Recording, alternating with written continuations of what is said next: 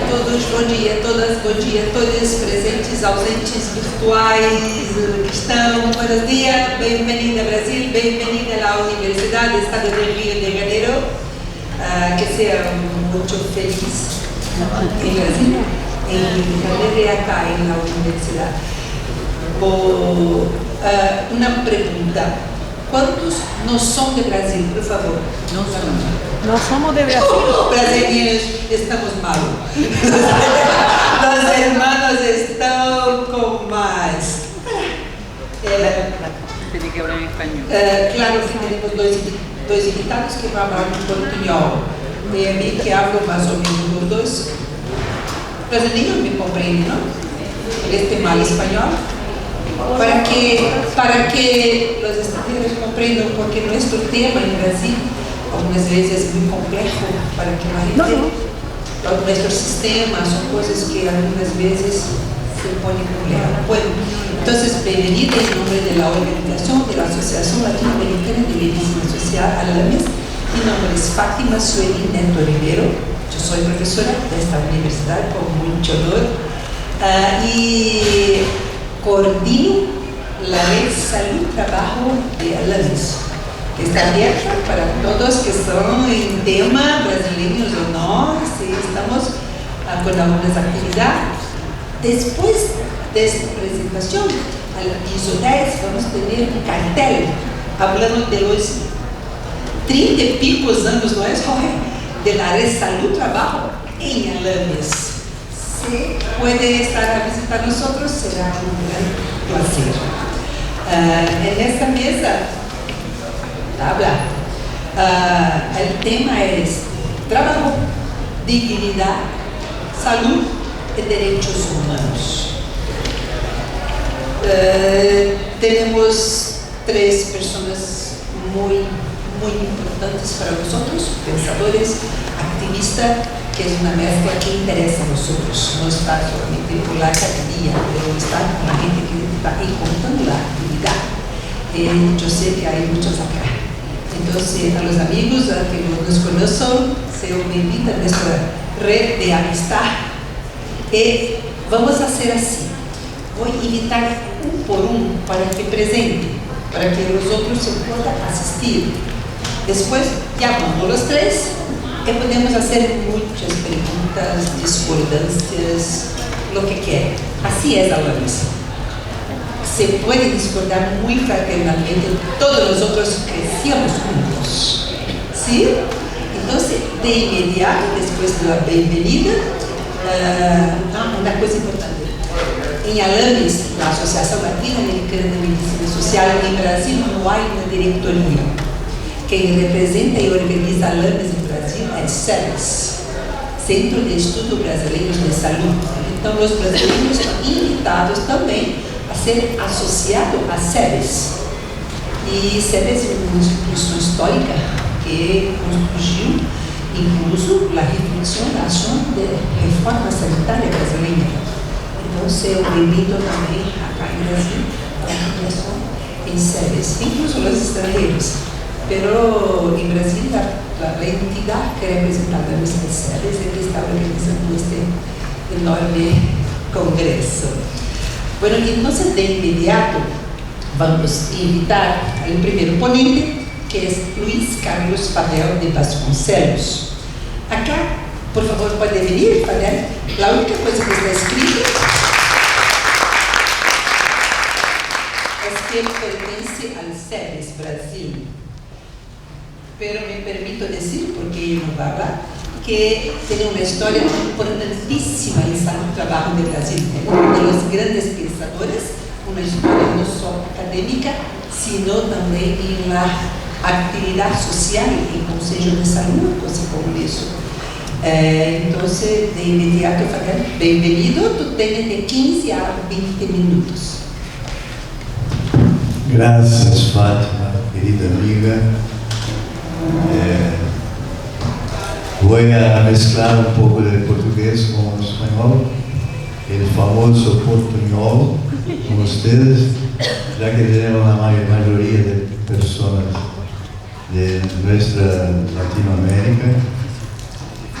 Y gusta mucho estar acá con Fátima y amigos queridos de Colombia, Mauricio, que va a hablar aquí con nosotros, Jorge Cohen, un querido amigo de Argentina, muy conocido, Dimitri, brasileiro, da Universidade do Rio Grande do Norte. Uma plateia muito linda, com predominância de mulheres, o que é muito bueno, em tempos de violência contra a mulher, em Brasil, principalmente.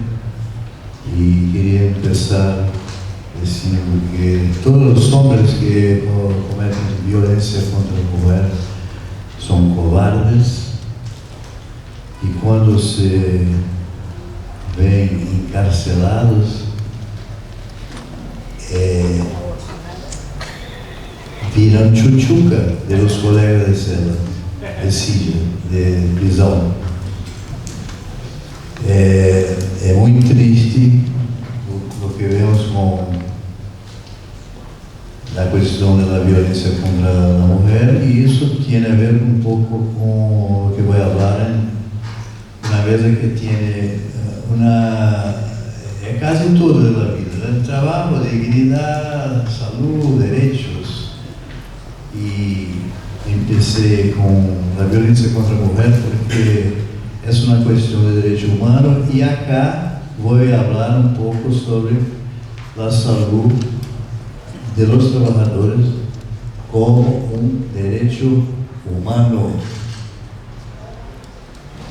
Não sei se sabem, queridos e queridas amigas de Latinoamérica, que esse ano 2025, esse mês de agosto,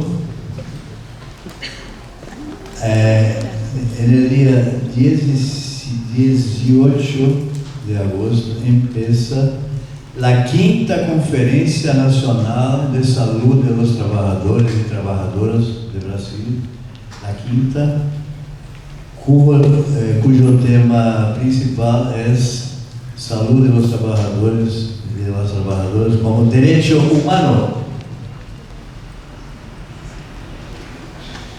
Parece algo abstrato quando hablo assim, direito humano, mas sabemos todos, em nossos países, todos, sem exceção, que a questão da saúde no mundo do trabalho não é uma questão de direito humano, é uma questão de direito de trabalho, trabalhista, de direito de saúde, sanitário, de direito previdenciário, da previdência e seguridade social, del derecho ambiental. No nos sirve eso más.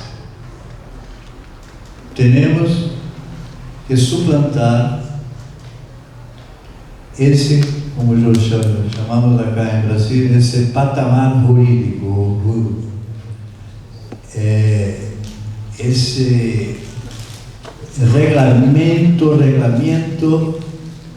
desde siempre cuando se empezó la regulación del trabajo en el mundo con la Organización Internacional del Trabajo, que todavía es una organización que no es de salud, es de trabajo, como es dicho.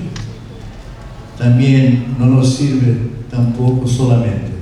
Sirve sí, pero no todo. Nosotros tenemos que comprender que la cuestión de la salud en el trabajo es una cuestión de salud. ¿Por qué no? Pero no es así que internacionalmente la cosa camina, la cosa anda. Por eso estamos defendiendo una conferencia en que hay un cambio profundo, radical, para comprender que salud en el trabajo es una cuestión de derecho humano, y para eso tenemos que empezar a crear leyes que traten de eso, que traten de la salud en el trabajo como un derecho humano. Hay que tener algunas nuevas leyes, así como fue en Brasil y algunos de los otros países. La legislación nueva sobre la violencia contra la mujer, contra el racismo, contra la cuestión de género, la homofobia y la cuestión del capacitismo, como se dice en Brasil, de las personas con deficiencia y las personas con edad, el etarismo. También hay leyes propias de eso. Queremos leyes propias para la salud en el trabajo como derecho humano. Y la Constitución brasileña ya tiene un artículo que hay posibilidad de ser incorporada esa cuestión de derecho humano. Cuando habla, nuestra Constitución habla de culpa y dolo proposital del empleador cuando hay un accidente de trabajo grave. Y la Constitución, muy tímida, ¿no? Muy, enfim, vergonzada tal vez con el poder económico, solo habla de indemnización. No nos interesa indemnización solamente, nos interesa que eso sea una infracción al derecho humano, y la Constitución, lutaremos por eso en la quinta, que la Constitución reciba una enmienda constitucional, un reparo constitucional. Esa es una de nuestras lutas en Brasil, en la quinta conferencia. ¿Por qué? Porque pensar así también, por varias razones. En primer lugar, por una cuestión de la representación simbólica. Una cosa es el trabajador que se enferma, se accidenta, muere, suicida. Normalmente es culpabilizado por su cuestión de salud. El trabajador, la trabajadora es culpada. La víctima es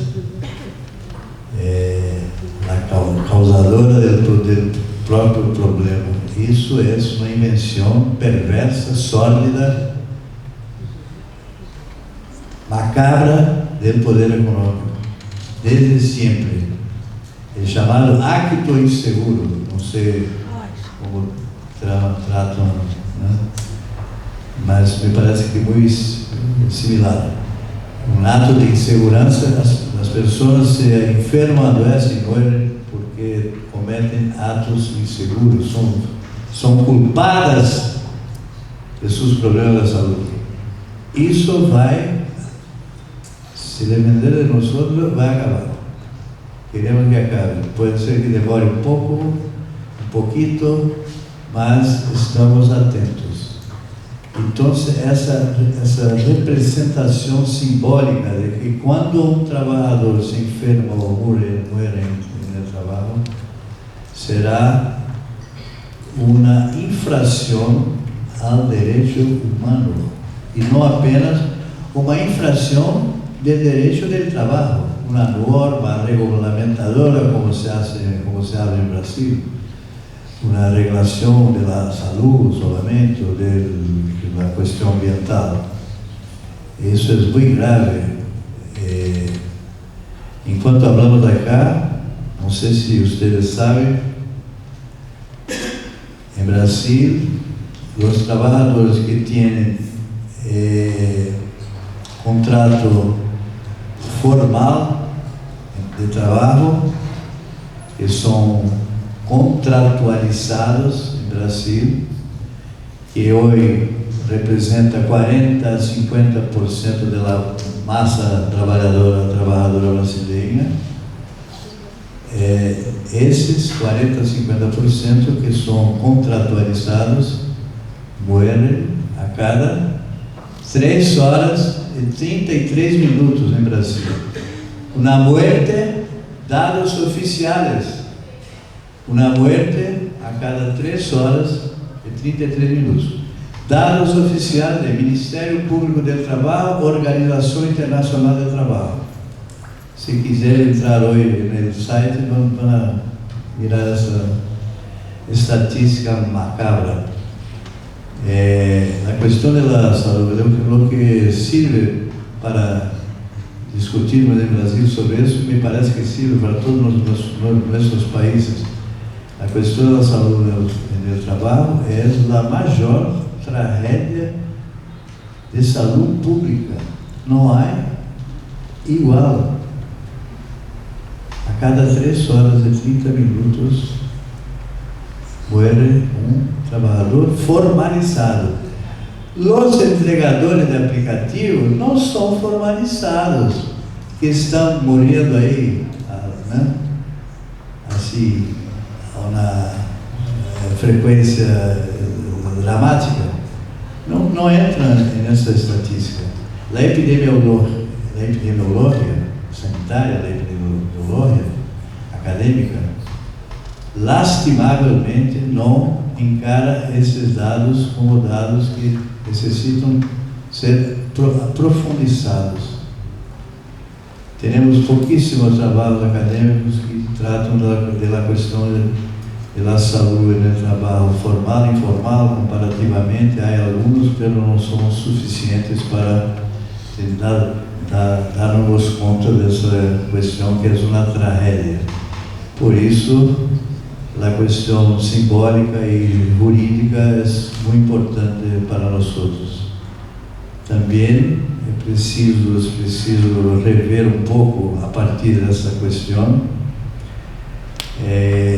o comportamento do movimento sindical em nossos países, que, como sabemos, tem uma agenda, uma prioridade, uma pauta de luta que é muito importante e claro que consideramos que seja inafastável, pero a saúde no movimento sindical é um problema secundário. E afuera que o movimento sindical tem uma questão de sobrevivência hoje, porque temos uma questão política já a partir do neoliberalismo, que é uma das bandeiras do neoliberalismo, que há 40 anos, 50 anos, quase, que começou, e uma das bandeiras era acabar, matar, assassinar o movimento sindical no mundo e no planeta. Pero temos que sustentá-los com algumas questões.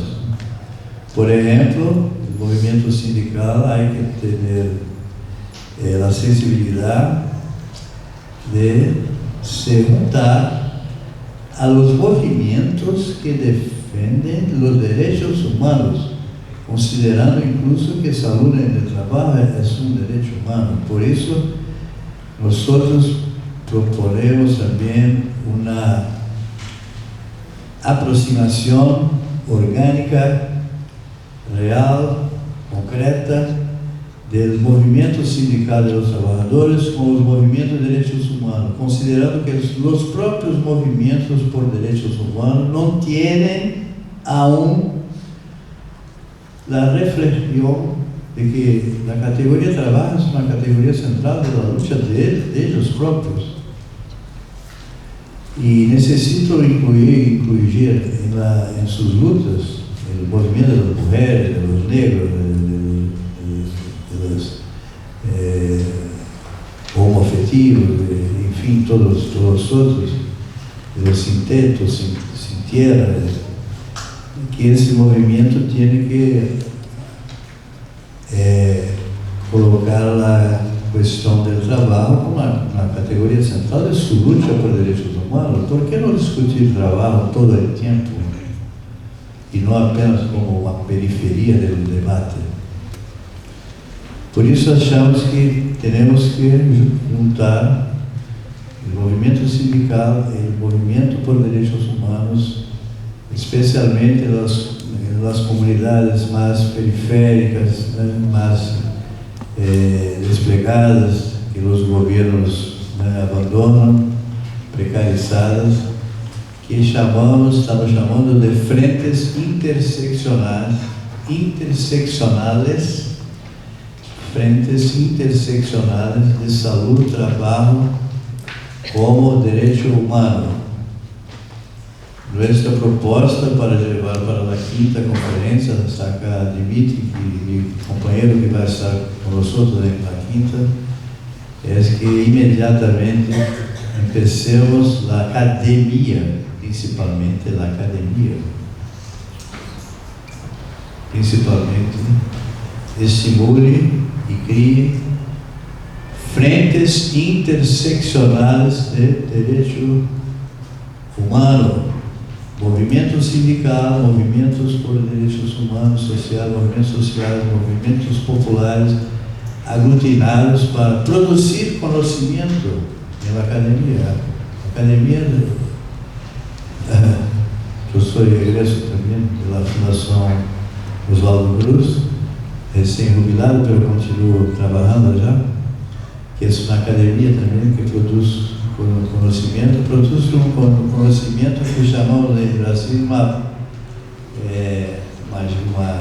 uma gíria, um xiste, que é conhecimento a meia bomba, mais ou menos, meia bomba, porque a academia tinha que sair de seu castelo na totalidade, incluso a epidemiologia, que eu citei acá, das ciências sociais, da medicina principalmente, e assim por diante.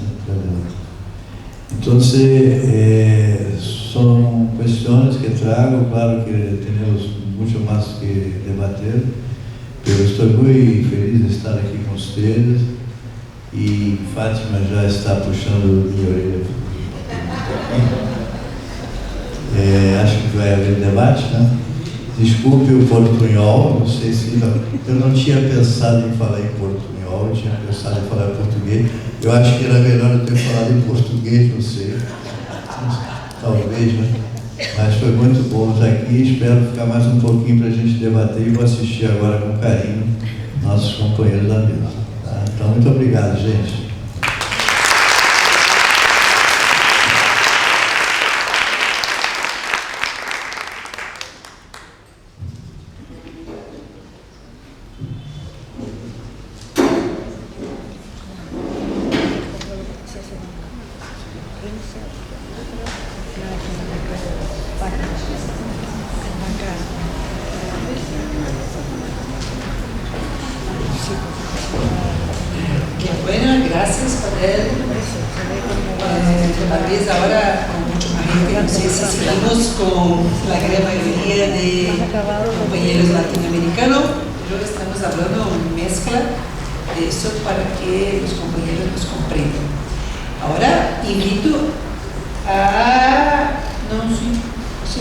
Mauricio Torres Tobar, que es de Colombia y que va a presentar su currículum, que no tengo la audacia de hacer. Por favor, Mauricio.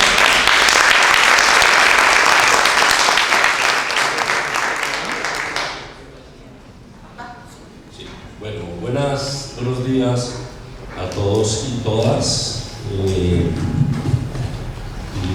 Bueno, un placer estar aquí en este espacio tan concurrido de una iniciativa de propuesta desde la Red de Salud y Trabajo de Alajuelense, que nos interesan estos temas. Sí, la puedes.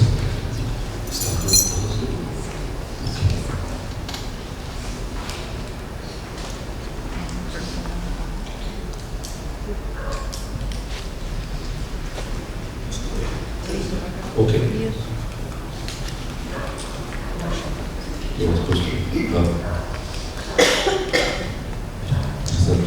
Bueno, yo lo que quiero presentar hoy acá son algunas ideas y reflexiones en borrador yo quiero aclarar en eso.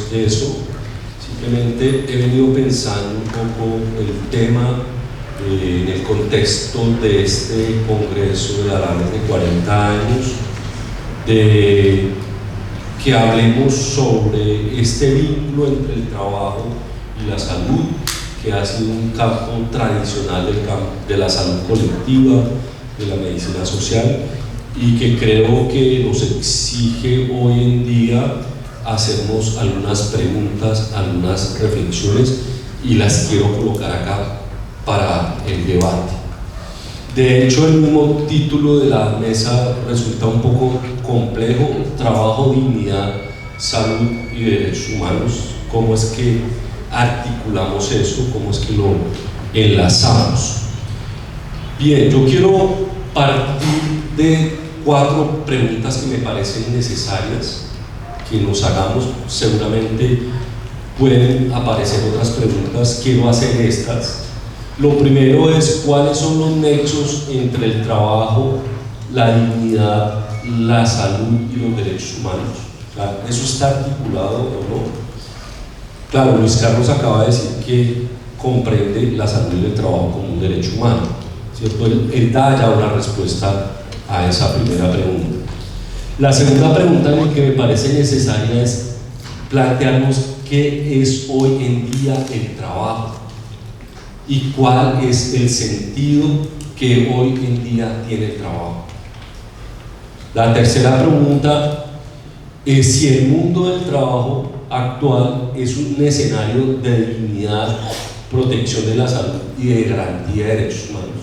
O sea, el mundo del trabajo, el trabajo que hoy tenemos, realmente es un escenario en el cual podríamos concretar la dignidad y la garantía de derechos humanos. Y la cuarta pregunta, que tiene que ver mucho con este Congreso y con nuestra red de salud y trabajo, es si el enfoque de comprensión del trabajo como una categoría central de la determinación social de la salud puede contribuir a la comprensión, pero especialmente a la acción para avanzar en un mundo del trabajo digno y garante de los derechos humanos a la salud y a la vida.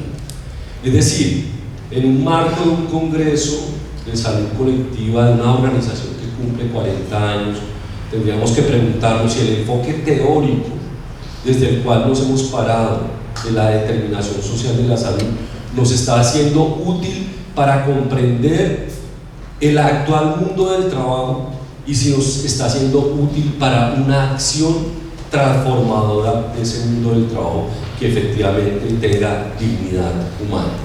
Creo que son preguntas necesarias que debemos hacernos en este escenario de debate, y bueno, voy a aportar algunas ideas para ese debate. Lo primero es que hemos venido diciendo que el trabajo es un aspecto central de la vida, que la organiza socialmente y que constituye el elemento central de la determinación social de la salud.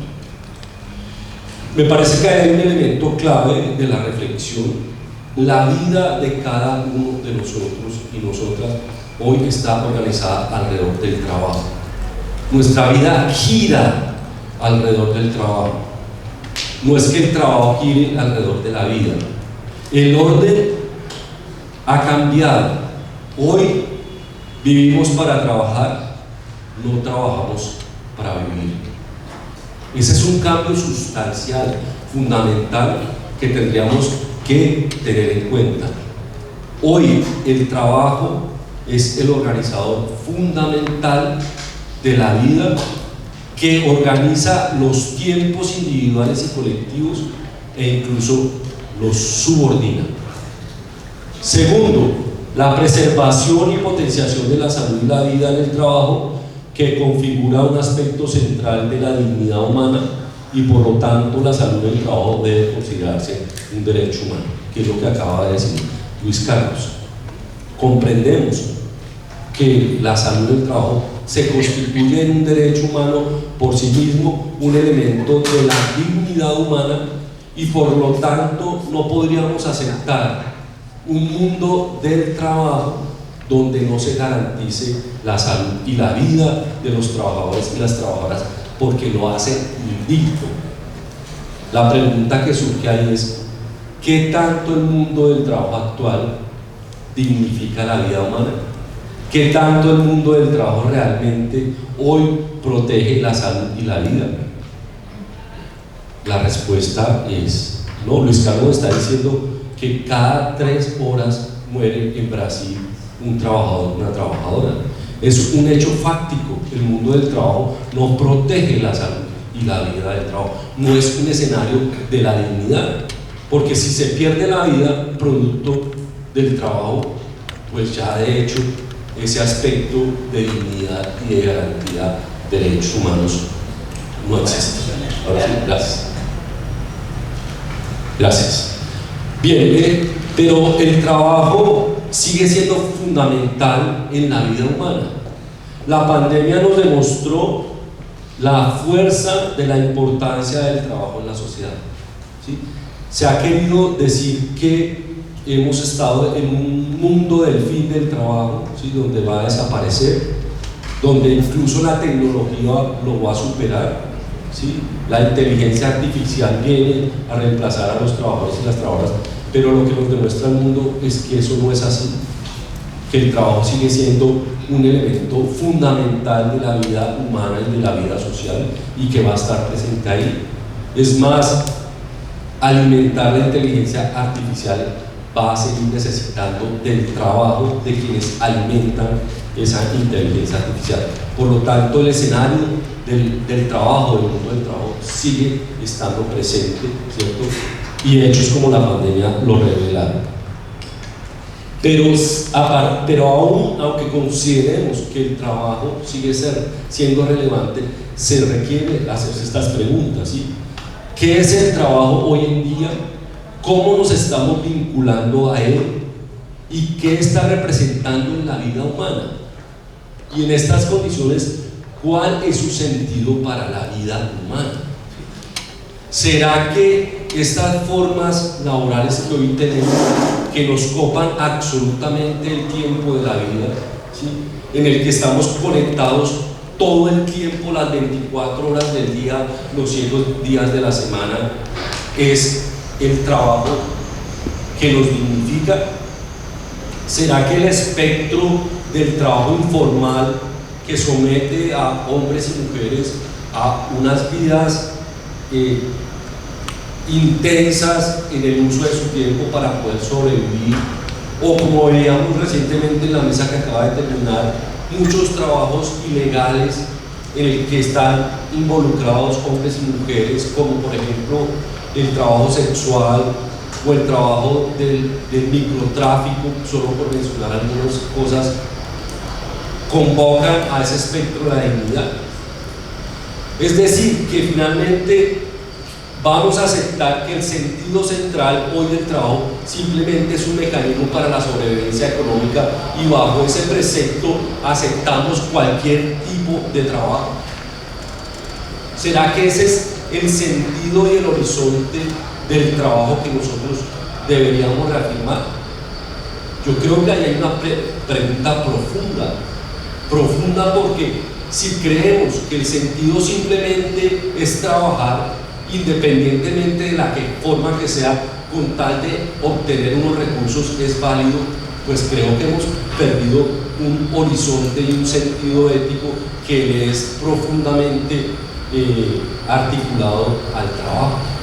El trabajo es de la esencia humana y requiere recuperar esa esencia humana, y creo que la sociedad tiene que cuestionar lo que el capitalismo ha convertido en trabajo, y la sociedad tiene que volverle a dar su lugar al trabajo, porque el trabajo no puede copar absolutamente la vida humana y no puede subordinar absolutamente la vida humana, como está ocurriendo hoy en el mundo del trabajo. Es un planteamiento que me parece a mí fundamental que discutamos acá.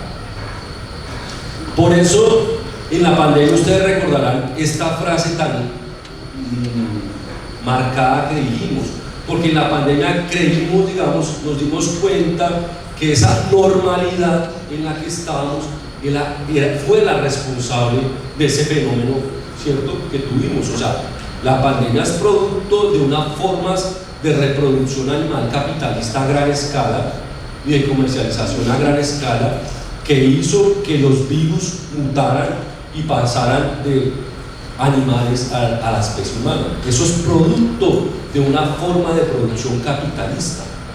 Y nos dijimos entonces, no podemos volver a la normalidad porque esa normalidad es la base estructural de los problemas. Pero ¿qué sucedió? Retornamos a esa normalidad.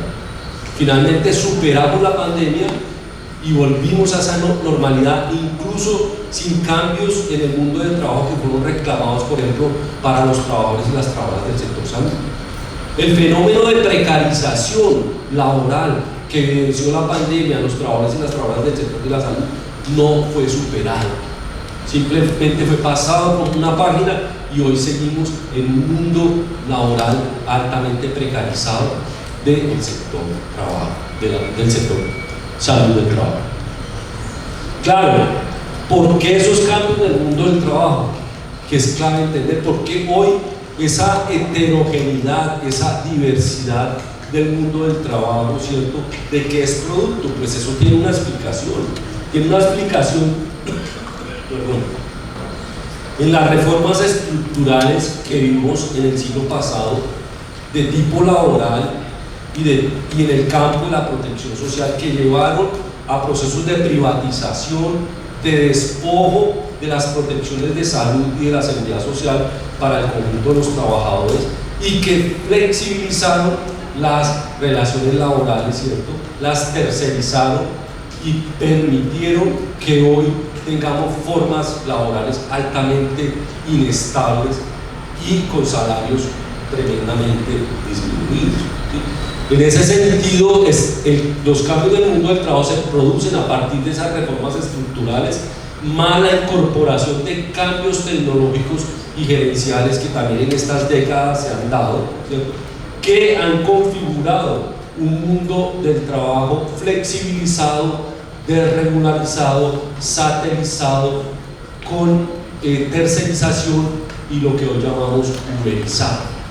Son formas de adaptación del capitalismo que lo que han hecho es avanzar en un mayor despojo del trabajo para los trabajadores y las trabajadoras, y hoy estamos en un escenario de un mundo del trabajo altamente precarizado, que incluso alguna gente está llamando un mundo del trabajo tóxico, ¿sí? Es un mundo que nos invade, que nos afecta profundamente, que no nos permite una realización de la propia vida humana, ¿cierto?, y que nos somete y nos subordina constantemente y que nos aliena y no nos permite incluso mirar en otra dirección.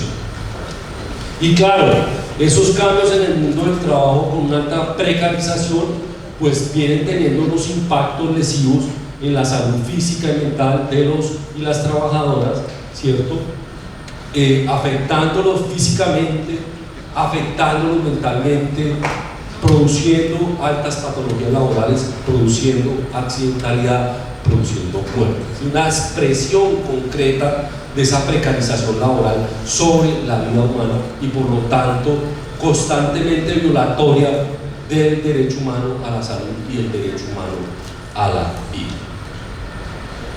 Y en ese espectro de las dinámicas del mundo del trabajo, uno puede ver que hay unas tendencias que se van marcando en ese mundo del trabajo que nos van mostrando hacia dónde vamos persistentemente. Entonces avanzamos a una mayor informalidad del trabajo, a un mayor teletrabajo y trabajo remoto, a una mayor intensificación del trabajo y de las jornadas laborales. Lo laboral se traga lo doméstico.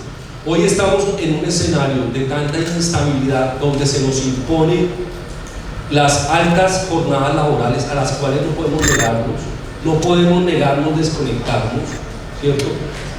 Y una alta carga de trabajo. ¿Por qué no nos podemos negar? Porque hay miedo de que el próximo contrato no lo suscriban, porque no me vuelvan a llamar, porque no me den continuidad en mi trabajo. ¿cierto? Entonces ha llevado a esa alta intensificación del trabajo, de la carga de trabajo y de las jornadas laborales. Por supuesto, una mayor tercerización y una mayor uberización. Hay un avance muy grande de los procesos de digitalización del trabajo, de adscripción a plataformas digitales que también están transformando ese mundo del trabajo, y para el caso de las mujeres, una mayor carga laboral que mezcla la carga de trabajo más la carga de trabajo doméstico, como se evidenció claramente en la pandemia. Una mayor pérdida del tejido organizativo, ya lo mencionaba Luis Carlos. Hoy las posibilidades organizativas de los trabajadores y las trabajadoras son menor. El movimiento sindical está profundamente debilitado, y la gente que vive en un escenario inestable laboral le da miedo a actuar colectivamente, y por lo tanto hay una profunda destrucción del tejido organizativo. Una mayor desprotección de la salud. Se privatizó los sistemas de salud, se privatizaron los sistemas de protección de riesgos laborales, se niega el origen laboral de los accidentes y de las patologías, y por lo tanto existe una mayor desprotección de la salud de los trabajadores y las trabajadoras. Y hay una exclusión de grupos de trabajadores, por ejemplo los migrantes. O sea, esta segregación, esta exclusión que avanza, ¿cierto? Y que a pesar de que necesita mano de obra barata, sigue intentando expulsarlos, solamente por mencionar a unos. ¿Con qué entonces herramientas nos hemos apoyado un poco para realizar esto desde el campo de la salud del trabajo, de la salud colectiva, que es, digamos, ese tema del enfoque que valdría la pena revisar, de su utilidad y cómo nos permite enfrentar un escenario tan precarizado del mundo del trabajo con falta de la garantía de derechos humanos? Hemos dicho que el trabajo es una categoría central de la salud y la vida, desde el enfoque de la determinación social de la salud, que consideramos la salud en el trabajo como un derecho humano y que requerimos la necesaria transformación de la organización del trabajo con el protagonismo central de las y los propios trabajadores en una clave de autonomía y emancipación. Digamos que este es el referente teórico que nosotros hemos utilizado. Entonces basta, aquí habría que preguntarse, ¿es suficiente con que nosotros reconozcamos la salud del trabajo como un derecho humano que viene del campo de las ideas liberales para avanzar en una clave de autonomía y emancipación, que es el sentido último que desde el campo de la salud colectiva nos hemos planteado? Es decir, nosotros no solamente nos planteamos que haya un mundo del trabajo que proteja la salud y la vida, no solamente eso. Nosotros lo que decimos es que necesitamos gestar un mundo del trabajo autónomo y emancipado, que le dé el orden al trabajo en consonancia con la vida, que le dé la jerarquía a la vida y sitúe al trabajo. Entonces la pregunta ahí, Luis Carlos, es: ¿será que la categoría de derechos humanos nos es suficiente para eso? ¿O requerimos de un enfoque mayor que nos permita avanzar en esa dirección? ¿Sí? Listo. Por eso, digamos que una tesis central del campo de la salud colectiva en la salud del trabajo es que luchamos porque los propios trabajadores y trabajadoras luchen por su propia emancipación, por el control directo de los procesos productivos, porque el referente nuestro es un referente de emancipación, de desalienación del mundo del trabajo. Acá está la comprensión del derecho a la salud del trabajo, que es un referente que tenemos, ¿cierto? Y que hace relación a un conjunto de derechos, porque el enfoque de los derechos humanos es un enfoque interdisciplinario e interconectado. Cuando yo hablo del derecho a la salud del trabajo, hablo del derecho a la vida, del derecho al trabajo, del derecho al bienestar, del derecho a condiciones seguras de trabajo, del derecho a servicios de salud del trabajo, del derecho a la participación, del derecho a la información. ¿Sí? Es un espectro amplio la comprensión. No estoy hablando solamente de que se garantice que los trabajadores no tengan accidentes y enfermedades laborales. Estoy hablando de un espectro y una mirada mucho más amplia, y tal vez visto así no sea útil como referente el análisis y la intervención de este campo.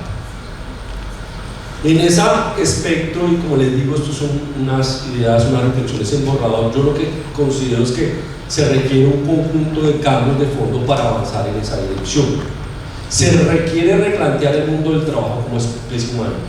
O sea, si nosotros no cuestionamos este tipo de trabajo que hemos forjado como sociedad, que va de un espectro formal a lo informal, que va a un espectro de lo legal a lo ilegal, estamos perdiendo una batalla. Nosotros tenemos que recomponer la forma de comprensión del trabajo para reconstruir. El trabajo no solamente puede ser comprendida como una fuente de recursos económicos para la sobrevivencia humana, porque es supremamente limitado. Se requiere cambiar la forma organizativa del trabajo capitalista. Nuestras luchas es porque haya una forma de trabajo que vayan en otra dirección, que sean emancipadas y no alienadas y subordinadas como las ha construido el capitalismo. Se requiere configurar un trabajo al servicio de la vida, la creatividad, el crecimiento, la emancipación y no la acumulación de capital. Se requiere impedir el mayor despojo del trabajo que se da hoy a través de las formas que se van imponiendo de virtualización y de digitalización. Se requiere configurar un sistema de protección de la salud en el mundo del trabajo público, universal, centrado en la promoción y la prevención y no en la reparación e indemnización, mucho menos en la mercantilización. Se requiere ampliar e innovar las formas de resistencia para derrotar la precarización del mundo del trabajo e instituir nuevas formas organizativas del trabajo. Tenemos que renovar, fortalecer, ampliar las formas tradicionales de organización de los trabajadores y las trabajadoras para ir hacia otra dirección que comprenda y entienda y conecte con ese espectro variado del mundo del trabajo. Y aquí entonces un poco una síntesis de el horizonte deseable, ¿cierto?, de un mundo del trabajo digno, seguro y protegido, que implicaría, claro, una garantía del derecho a la salud en el trabajo para todo el conjunto de la población laboral, sea formal e informal, sea urbana y sea rural, pero ojo, más allá de la simple superación de los accidentes y las enfermedades laborales, es un mundo del trabajo decente, un mundo del trabajo seguro y saludable, un mundo que garantiza la protección social para los trabajadores y las trabajadoras. Y por lo tanto el horizonte deseable es que hay un ejercicio de ciudadanía de los y las trabajadoras y se configure un trabajo no tóxico, digno, desalienado, emancipado para el crecimiento humano, el estímulo de la creatividad y la innovación, y donde hay una democratización del mundo del trabajo, ¿cierto? Este es un horizonte más allá simplemente, digamos, de un mundo del trabajo que evita accidentes y enfermedades y que simplemente mantiene la alienación y la subordinación de los trabajadores y las trabajadoras. Planteamos ir mucho más allá. Esas eran las ideas que quería compartir con ustedes para el debate. Muchas gracias.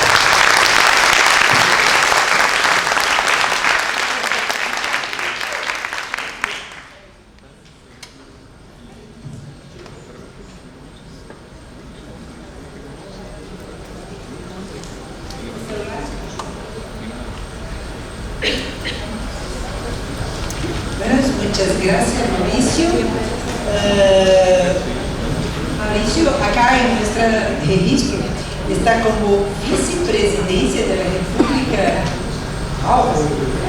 Bueno, estaba esperando, es un profesor importante en la Universidad Nacional de Colombia, miembro de la Red Salud Trabajo hace mucho, que fue presidente de Alames, no me recuerdo la fecha, pero fue por 4 años presidente de Alames. Bueno, este es Mauricio que presentó para ustedes.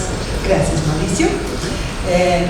Ahora de inmediato, y no al final, para que no me censuren, está acordado que la última persona sería una mujer, la concordó con eso, por favor, Susana, para una presentación. Por favor, Susana, tú te presenta de donde es, que ya sé que tiene mucha cosa. Solamente sé que es uruguaya, que es uruguaya.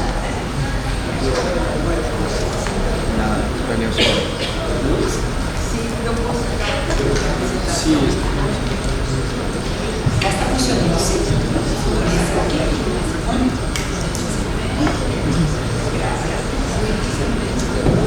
Bueno, mientras me está ayudando el compañero, saludar a todas y todos.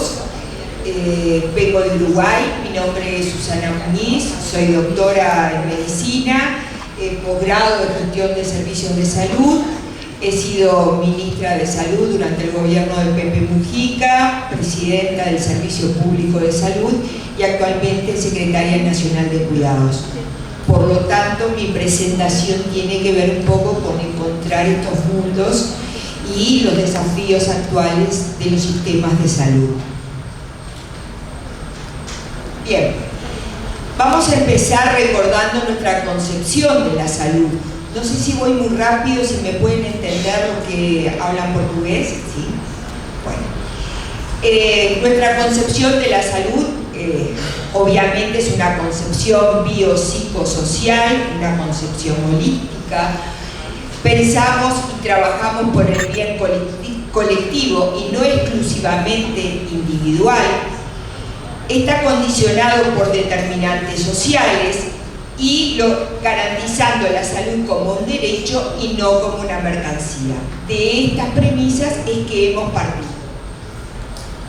Y para consagrar ese derecho, quienes pensamos de esta forma, hemos creado sistemas nacionales de salud universales, con rectorías fuertes, en general separadas de la provisión del servicio, porque eso justamente fortalece las rectorías, con seguros públicos para su financiamiento, asegurando la participación de las y los trabajadores, de las y los usuarios de los servicios de salud y los gobiernos, asegurando la accesibilidad en todas sus dimensiones geográfica, cultural, económica, con un enfoque de atención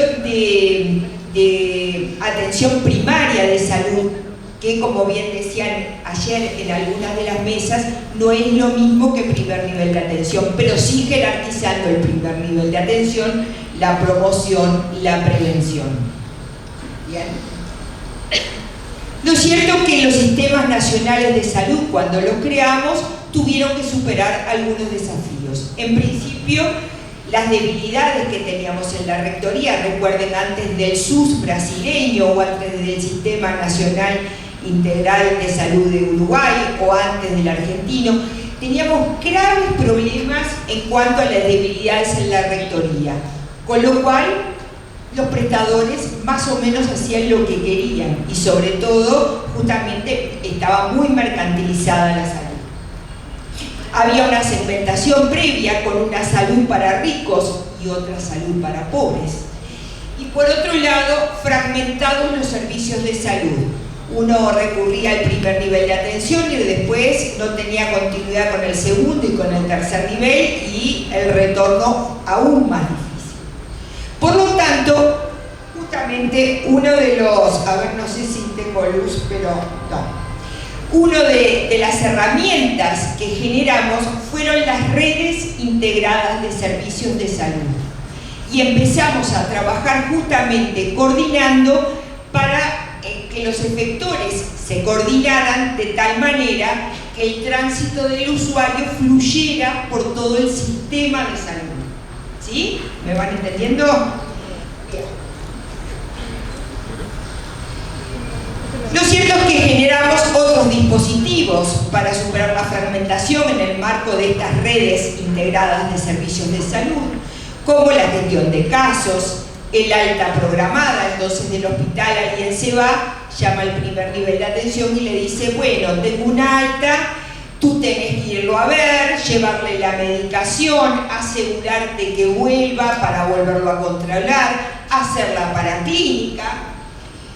Generamos unidades de enlace entre los distintos servicios para asegurarnos que ese usuario pudiera tener las cosas resueltas. Sistemas de información interoperables, la historia clínica electrónica, la telemedicina, todo eso para que, en definitiva, los usuarios pudieran transcurrir a través del sistema. Pero hoy es hora de pensar en otros aspectos y si estamos respetando la dignidad y los derechos de las personas y si los sistemas de salud actuales en realidad resuelven los problemas de las poblaciones. Nos preguntamos, ¿alcanza con superar la fragmentación sanitaria? ¿Se superó esa fragmentación sanitaria? Porque hemos hecho y hemos generado herramientas maravillosas. Sin embargo, ¿logramos resolver los problemas de todas las personas del sistema, justamente que recurren al sistema de salud? ¿Hay mayor satisfacción de las y los usuarios de los sistemas de salud? ¿Se respeta la dignidad? ¿Se respetan sus derechos humanos? Y el problema es que las poblaciones también cambiaron, no solamente los sistemas. Hay una nueva fragmentación, aparece aquí, que es la fragmentación sociosanitaria. ¿Por qué se da? Primero, por los cambios sociodemográficos, el envejecimiento. Hay 8 millones mayores a 65 años en América Latina y el Caribe. América Latina y el Caribe es el continente que más rápido envejece de todo el mundo, más todavía que España. Y en 2050 vamos a tener 23 millones de personas mayores de 65 años. Solo en mi país, la tercera parte de las personas en el 2050 van a ser mayores a 65 años. Pero además, eso tiene connotaciones porque aumentan las personas con dependencia, ¿no? Por la edad y por otro lado también porque quienes nacen más pretérmino y los prematuros también tienen su carga de dependencia. Estas cuestiones también de problemas laborales y accidentes en el trabajo, accidentes en las rutas, también aumentan la dependencia. Y las mujeres, en realidad, hemos salido al mercado laboral, con lo cual también las familias han cambiado. Decía hoy Mauricio que han cambiado, bueno, los aspectos de la vida, y yo lo único que en realidad discreparía con él es que en realidad las mujeres, no es que el trabajo nos absorbe lo doméstico, sino al revés. Las mujeres no podemos acceder al mercado de trabajo justamente porque somos las cuidadoras de nuestras familias. Las mujeres cuidamos el doble y triple de tiempo que los varones, y eso está demostrado, con lo cual no podemos muchas veces salir. Pero cuando salimos hay modificaciones en las familias, las mujeres somos las que cuidamos a las niñas, a los niños y niñas, a las personas mayores, a las personas con dependencia. Y hablamos entonces de que las poblaciones tienen hoy necesidades múltiples. Y hablamos también de que tenemos pacientes sociales, tenemos pacientes internados en los hospitales que en realidad podrían estar de alta, pero no los podemos derivar a ningún lado, no los podemos mandar a su casa porque no tienen casa, porque no tienen familias, porque ellos solitos no saben prepararse la medicación o no pueden hacerse de comer. Entonces, este está siendo un problema enorme. Uno dice, ¿es necesaria una nueva reforma de los sistemas de salud para garantizar los derechos humanos de las personas y la dignidad de las personas? Porque uno dice, bueno, las personas con demandas múltiples tienen demanda de cuidados, tanto de servicios de salud, pero también de servicios sociales, ¿no? De alguna manera la salud como una concepción social, pero cuando llegan al hospital, el hospital ¿qué dice? esto no es mío, esto es social, no es mío. Si no tiene algo biológico, por mucho que hayamos hablado todos estos años de la concepción social de la salud, sin embargo pasa esto.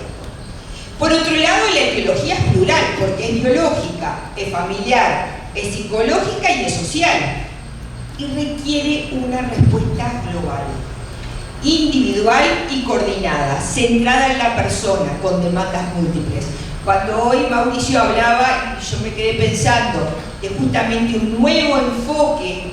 Bueno, también las personas a las que atendemos también necesitan eso de que no me protocolicen, no me hagan protocolos todos iguales, porque el protocolo se adapta para la mayoría de la población, pero yo que tengo demandas especiales, porque soy mayor, o porque tengo determinadas patologías, o porque no tengo familia, o porque vivo una soledad no deseada, no tengo las mismas necesidades que las otras personas.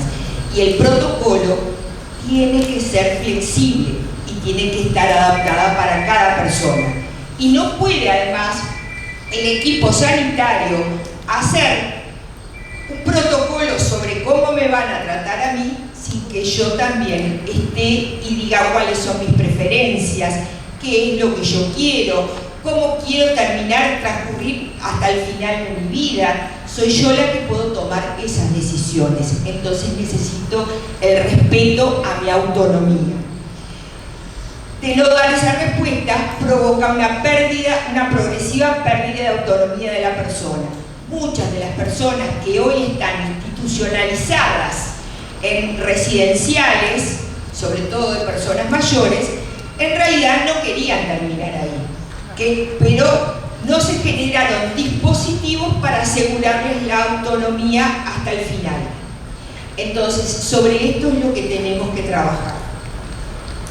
Es más, a las personas cuando se les pregunta a dónde les gustaría terminar hasta el fin de sus vidas, dicen, en mi casa. Capaz que tenemos que tener casas adaptadas justamente para que las personas puedan estar lo más posible hasta el final. Y si tienen los dispositivos, eso está visto que retrasa justamente la pérdida de autonomía.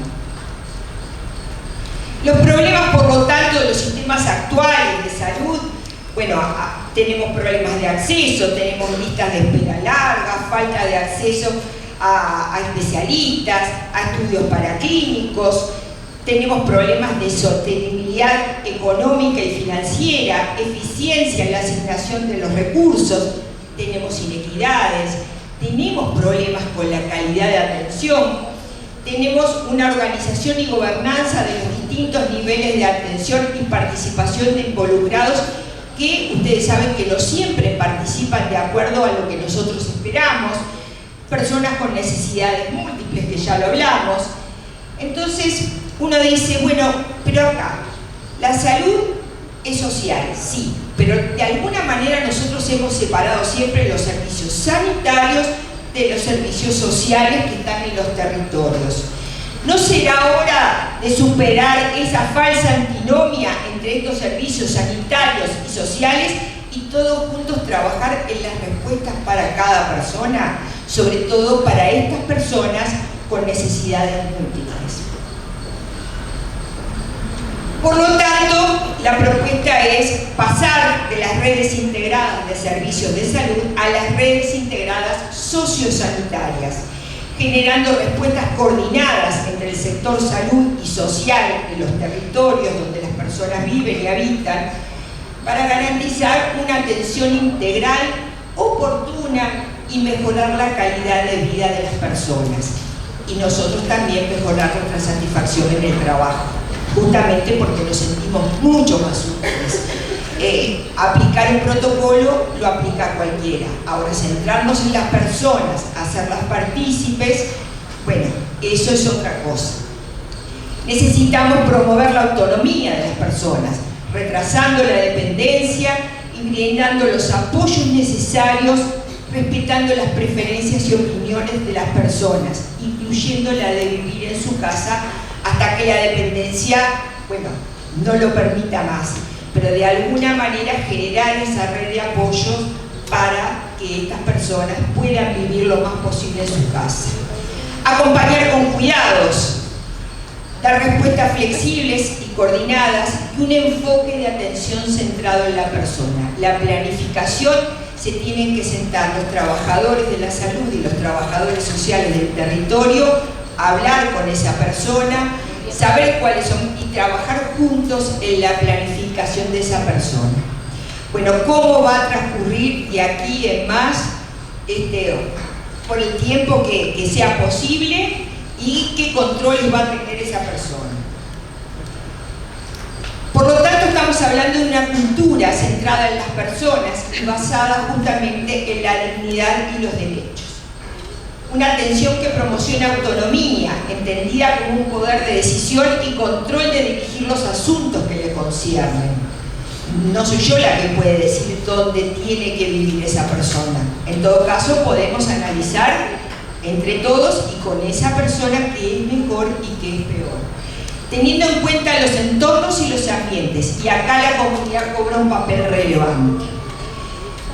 Las herramientas y los sistemas basados en la atención centrada en la persona, donde lo central es la vida plena, la vida elegida, la vida digna. Por lo tanto, tenemos que transformar los roles de las redes de apoyo. Y ustedes van a decir, ¿y esto qué tiene que tener? Ahora lo vamos a ver con el trabajo que hacemos nosotros. Decíamos, la necesidad de atención hablan también de un reperfilamiento de las figuras profesionales, de todos nosotros. Tenemos que pasar del gestor de casos a un conector comunitario, alguien que me conecte con la comunidad, tenga los años que tenga y la enfermedad que tenga, pero tengo que estar conectado con mi comunidad. Y eso es una tarea que me pueden ayudar los equipos de salud. Los equipos de salud y los equipos sociales. El cambio en el sistema acorde a las necesidades de las personas, de las familias, de los grupos. Sistemas ágiles que se reperfilen rápidamente. Bueno, si esto no anda, ¿para dónde voy yo? La rectoría conduciendo al sector y asegurando determinados estándares de calidad. Porque tampoco es el mercado que va a hacer esto. Las competencias que tenemos que tener nosotros para esto es de apoyar a las personas en la toma de decisiones en situaciones de riesgo. Acompañar el final de la vida, cosa que no es fácil, pero tenemos que capacitarnos para ello. Acompañar a las personas que están con demencia. Ambientes para el bienestar, promover la participación de las personas en su atención, la mirada y las conexiones comunitarias, la ética aplicada. La ética aplicada nunca puede ser aplicar un protocolo, sino ver si esto del protocolo, el protocolo es una guía, y no más que una guía. Pero bueno, ¿cómo puedo ayudar a esta persona? Y por lo tanto, convertir a la comunidad en un activo, en los ecosistemas locales de salud y de cuidados. Enfocarse en el desarrollo de modelos de atención y cuidado de la persona y su contexto local, buscando la participación activa de la comunidad y la colaboración de diferentes actores. Y pensar mucho en la gobernanza, porque si hay gobiernos locales, en esos gobiernos locales y en esos territorios donde las organizaciones locales justamente tienen determinado papel, bueno, de alguna manera también planificar con ellos cómo serían esos servicios en los territorios. Y esto exige algunas cosas, una innovación social, cómo de alguna manera se gobierna en el territorio, cómo en el territorio se hacen llegar los servicios a quienes lo necesitan, cómo se garantizan los derechos humanos, cómo se garantizan el bienestar de las personas. La flexibilidad, obviamente, la personalización, la atención central a la persona y la flexibilidad, la comunitarización. En España algo muy interesante es que cerca de donde están todos los residenciales, las unidades de convivencia, como le llaman ellos, y las unidades, las viviendas para toda la vida, al ladito siempre hay un bar, porque los españoles salen a socializar en el bar. Bueno, nosotros de alguna manera, nietos de los europeos, también tenemos espacios de comunidad. Y bueno, ¿por qué no utilizarlos? Y obviamente la coordinación sociosanitaria. Lo cierto es que es necesario consolidar los cuidados como un derecho, como hicimos también con la atención sanitaria, y también implica sostenibilidad financiera. También, si tenemos un seguro de salud, seguramente precisemos seguros de cuidados, porque vamos a vivir más años, y esos más años implican mayor dependencia. Pero reconocer además la necesidad de la continuidad y la responsabilidad sociosanitaria, reconocer la profesionalidad del equipo. Lo cierto es que el equipo sanitario necesitamos aceptar a los profesionales del territorio que pertenecen a los servicios sociales como iguales, como parte del equipo, reconocer que necesitamos estas nuevas competencias, planificar centrándonos en la persona y con la participación de las personas, no dirigiendo, no siendo autoritarios, sino trabajando, dialogando, y en el desarrollo y reperfilamiento del primer nivel de atención. Ya termino. Y en el caso de los cuidados hay que desfamiliarizar los cuidados. Los cuidados, las familias no pueden verse, hoy las personas cuando empiezan bien a ser cuidadas ya no viven 2 o 3 años más cuando empezó su dependencia, viven 10, 15 años, 20 años.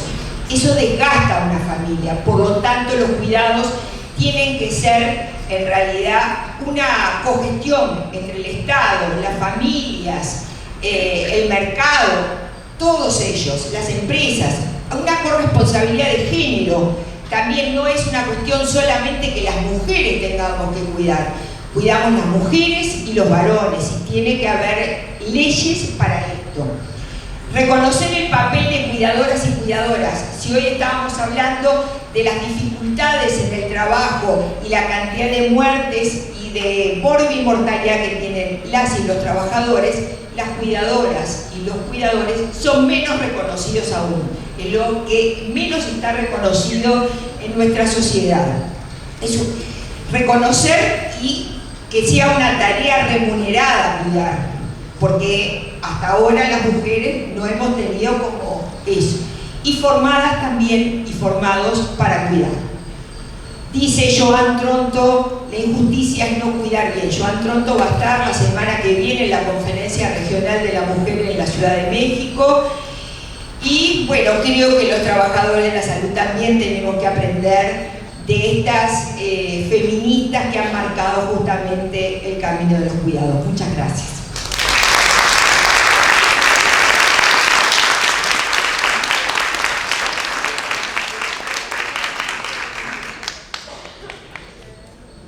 Muchas gracias, Susana. Muchas ideas interesantes. Estamos todos muy creativos bajo estas ideas. Bueno, ahora vamos a convidar Fadel, Maurício, Susana para a mesa, por favor, que tomem assento. Como é que é seu nome? Ariel.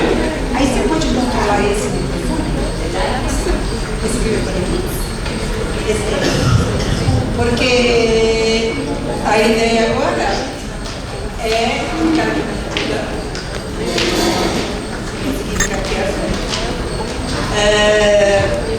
la idea es que podemos hacer un debate, preguntas, cuestiones, acuerdos, desacuerdos, y por favor que sea un breve. La ponencia sí se puede hacer algunas preguntas, pero al principio tu nombre, al menos de dónde es, del país, del movimiento. Yo la he registrado a Cláudia, a ti y a los dos, ¿sí? Paramos en 4 para que consiga reconocer el orden, ¿sí? Por favor, puede ir a aquel micrófono y Cláudia comienza. Cláudia, después você prepara o seu, tá? E aí vocês dois, ¿sí? Pode? Fala no micrófono. Pessoal, então, pediram para aumentar, para diminuir a temperatura e aí o consumo diminuir. Agora não dá para aumentar, porque para aumentar tem que esperar 2 horas. Então, o máximo que a gente pode fazer é abrir a porta do auditório para o ar sair um pouco. Eu acho que ele é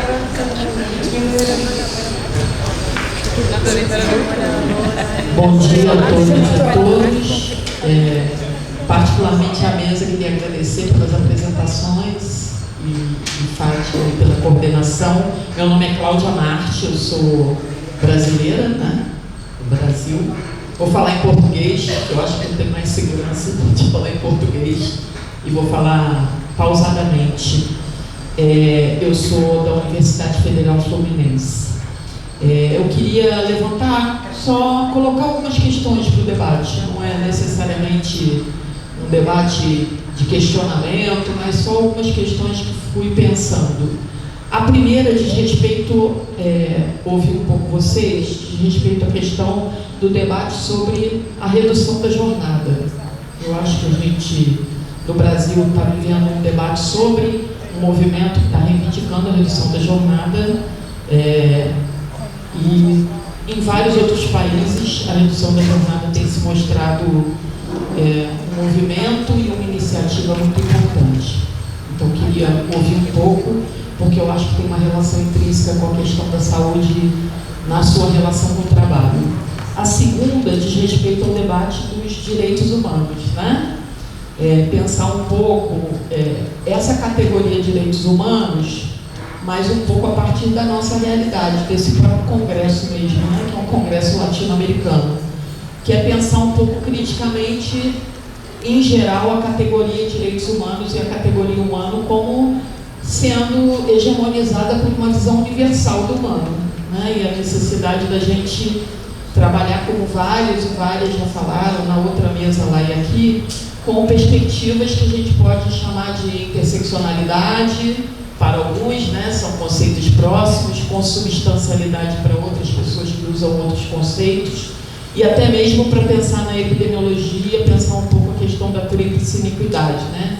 Lembrando o debate do Jaime Breu sobre a tríplice iniquidade. Então, eu queria ouvir um pouco sobre isso também, porque eu acho que foi falado, mas eu acho que é importante a gente pensar essa questão. Porque, de fato, foi muito frisado aqui, a questão do gênero, né? Mas a questão do gênero e a questão étnico-racial, né, para os países da América Latina e para o Brasil, são questões que são fundamentais para a gente pensar, porque a precarização, a informalidade, todas essas questões estão muito vinculadas também, não são questões que atravessam só a classe. E a última, que é um pensamento assim, para a gente poder construir junto, né, eu vou falar um pouco do Brasil, tá? Que é a experiência que eu tenho.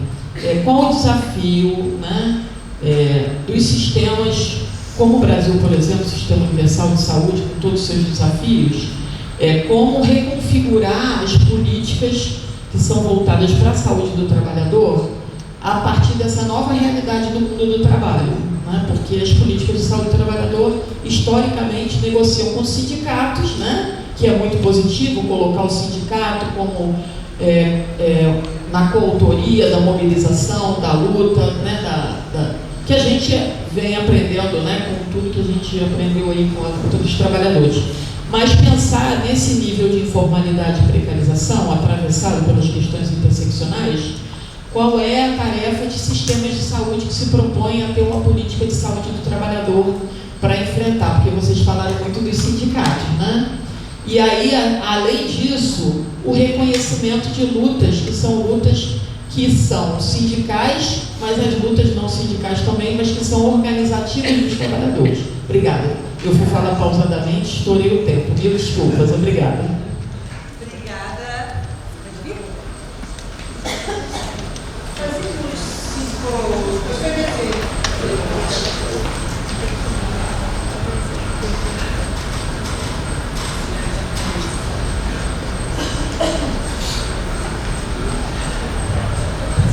Bom dia, meu nome é Luísa Pessoa, eu sou do SEPES e sou arquiteta. E achei maravilhoso a fala da Suzana, porque eu acho que toca num ponto que é essa questão de você juntar a saúde com o social e principalmente no aspecto da moradia no envelhecimento. Esse é um tema que eu persigo já há uns 30 anos. Eu trabalho na saúde há quase 40 anos. Em 95, 96, trabalhei num abrigo de idosos indigentes, e que de indigente não tinha nada. Eram mulheres, na sua maioria, trabalhadoras, aposentadas, e tinham em comum, eram sozinhas e não tinham casa própria. E elas estavam num abrigo como indigente e não eram. Isso eu trabalhei lá tem 30 anos, e há 30 anos eu tento levar essa discussão. Como vai ser a nossa vida ao envelhecer? Quem vai cuidar da gente, se a gente não tiver casa? E eu acho que os sistemas de saúde estão atrasados nessa discussão. E eu fiquei muito impressionada, muito agradecida com a sua fala. Por quê? Porque eu acho que a gente tem que começar a pensar agora. Então você tem várias experiências aqui no Brasil, você tem experiência em Campinas, você tem experiência em outros lugares onde estão criando comunidades para o envelhecimento. Eu acho que isso é urgente. Minha mãe morreu com 95 anos, foi eu que cuidei dela, meu pai com 91, eu estou com 70, e eu moro hoje numa comunidade. Nós somos mais de 12 amigos, que um cuida do outro. Na pandemia foi bárbaro. Os mais jovens iam para o mercado, então eu queria saber como de fato isso está acontecendo no seu país, nos nossos países. Por quê? Do plano, até esse plano se concretizar, vão anos. E é urgente, porque nós estamos ficando velhos.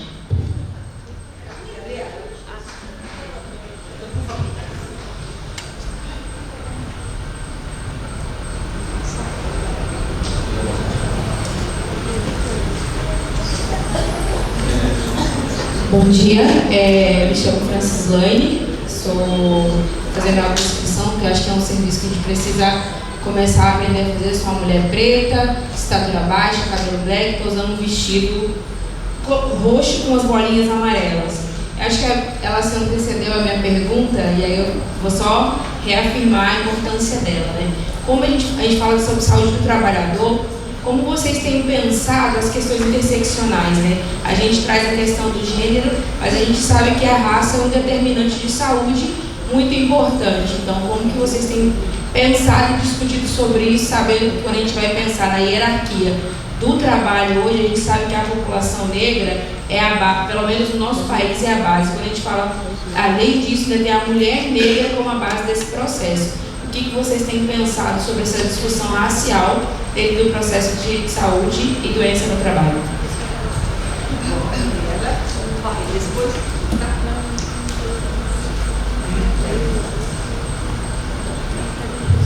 Olá, bom dia, eu sou Gabriela, sou doutoranda da Fiocruz e também sou do dispositivo de saúde do trabalhador do Sereste Centro-Sul.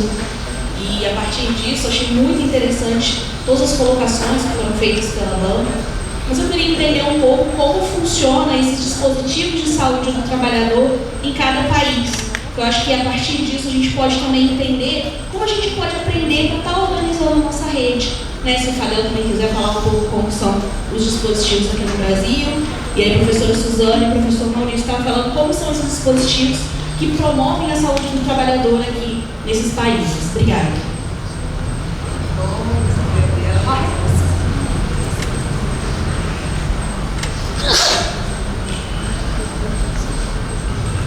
Bueno, mi nombre es Gordon Cohen, de Argentina.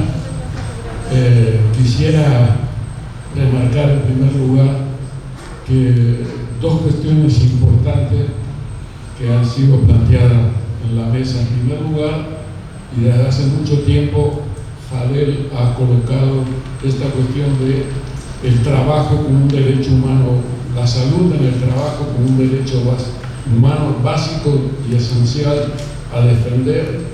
Y en segundo lugar, creo que Mauricio ha hecho una muy buena síntesis de cuáles son los elementos que componen ese derecho humano que nosotros, por lo cual tenemos que pelear y organizar. Entonces yo quisiera señalar brevemente dos cuestiones para que pueda ser realidad lo que han planteado en la mesa tanto Mauricio como Fadel, porque asistimos a una velocidad inusitada, mayor de la que podemos nosotros percibir, captar y entender el mundo actual en el cual el capitalismo nos está llevando.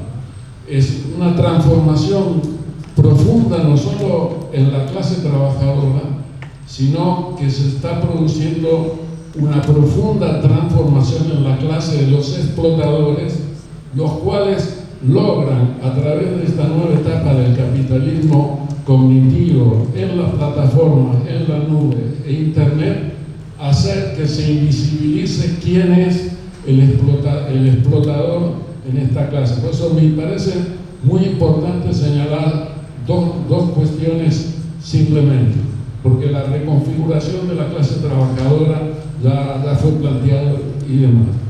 Es esencial entender que tenemos, es decir, que para que la información sea verdaderamente un derecho y apropiada por los trabajadores, nosotros tenemos que luchar contra los dueños de la información que hoy dominan y a través de los algoritmos nos hacen llegar a cada uno de nosotros la información que queremos consumir y por lo tanto nos fragmentan, nos aíslan y nos llenan y nos llevan a un vacío.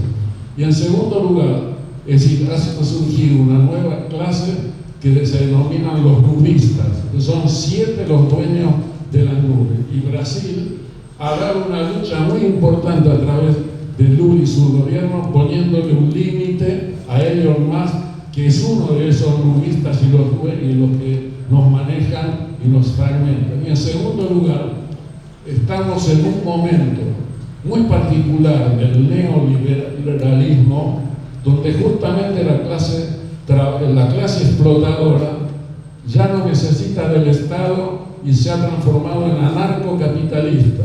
Y esto es un tema central para poder garantizar lo que ha planteado Fadel, porque en qué espacio se garantizan los derechos y vamos a reclamar y vamos a pelear que el derecho a la salud en el trabajo es un derecho humano fundamental.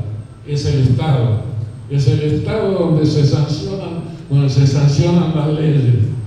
Son los representantes de los trabajadores, es el ejercicio de la democracia llevado a su más amplia expresión. Por lo tanto, me parece fundamental identificar a los explotadores que han logrado en esta nueva etapa invisibilizarse y echarle la culpa, controlarnos a través de los algoritmos que se han transformado en los nuevos capataces y a partir de ahí nos fragmentan. Por lo tanto, tenemos que encontrar esos caminos, identificarlos, denunciarlos para poder y luchar contra ese anarcocapitalismo. Hoy Milei es la expresión máxima de la destrucción del Estado desde el propio Estado. Y entonces ahí hay una lucha muy importante. Yo quería hacer esta pequeña aportación a lo que han dicho los compañeros. Gracias. Muchas gracias, Jorge. Muy bien. Pienso que ya hay cuestiones suficientes para que la gente hace otra ponencia, pero no será otra ponencia con esto. Entonces, ¿qué tal hace 5 minutos para esta ronda y después volvemos? ¿Quién desea empezar? ¿Aquí? Gracias, Ana. Bueno, yo voy a dejar no voy a contestar todas las preguntas, sino me parece que capaz que es mucho más agradable si cada uno nos dedicamos más a las preguntas que tienen que ver con la ponencia de cada uno. Cuando decimos que el trabajo es un derecho, quiero decir, la mayoría de las mujeres tenemos doble jornada laboral y además el trabajo que realizamos en nuestro hogar no es remunerado, en la mayoría de los casos no es remunerado, con lo cual las mujeres sufrimos una doble explotación. Los tiempos se han medido y yo les decía que las mujeres empleamos el doble y el triple de tiempo que los varones a las tareas domésticas y el cuidado. Ahora, cuando hablamos de las cuidadoras como trabajo remunerado, hay algunos elementos que tienen que ver también con algunas cuestiones que aquí se han dicho. La mayor parte de las cuidadoras que justamente tienen un trabajo remunerado son la mayoría de ellas mujeres pobres, migrantes, muchas racializadas, con bajo nivel formativo, que en realidad además tienen una tarea que es poco reconocida, que socialmente es poco reconocida y además de bajos ingresos. Estos debían ser algunos de los elementos que las mujeres trabajadoras deberíamos poner arriba de la mesa. La otra cuestión, la compañera Luisa señalaba que hace 40 años atrás aquellas mujeres que eran consideradas indigentes en realidad no eran mujeres indigentes, eran trabajadoras que no tenían a dónde vivir. Y cuando colocamos que el trabajo es un derecho, la vivienda es un derecho también, y la vivienda y el cuidado es un derecho, porque llega un momento de nuestras vidas que necesitamos, obviamente siempre necesitamos una vivienda, pero además necesitamos cuidados. Esto tiene que ser de alguna manera garantizado por los estados, pero por esto hablamos de que, bueno, ustedes saben que la mayor parte de estas 65 millones de personas mayores de 65 años en América Latina y el Caribe, muchas de ellas viven solas, no tienen familias. Y la otra cuestión es que las familias se empobrecen si las mujeres no pueden salir al mercado de trabajo porque tienen que cuidar. Así que son elementos en los cuales tenemos que trabajar. Uruguay no es el país que tenga resuelto esto. Si hay experiencias, por ejemplo, en el País Vasco, en España, donde lo que tienen son unidades de convivencia y tienen este tipo de cohousing o cohabitaciones, pero lo que sí señala la directora del INSERSO, que es el Servicio Social para Personas Mayores en España, que cuando uno piensa en un cohousing siempre tiene que pensar en un servicio de cuidado, porque cuando estamos pensando en personas mayores, más tarde, más temprano, en algún momento nos vamos a hacer dependientes. Y entonces en ese momento tiene que estar pensado, bueno, quién nos va a cuidar o si vamos a pasar a otra categoría de vivienda para toda la vida. Que muchas veces es una vivienda justamente donde son todas personas dependientes, pero tiene que haber quienes nos cuiden. Yo creo que en esto América Latina tenemos mucho para aprender, no tenemos tiempo para aprender y además somos pobres.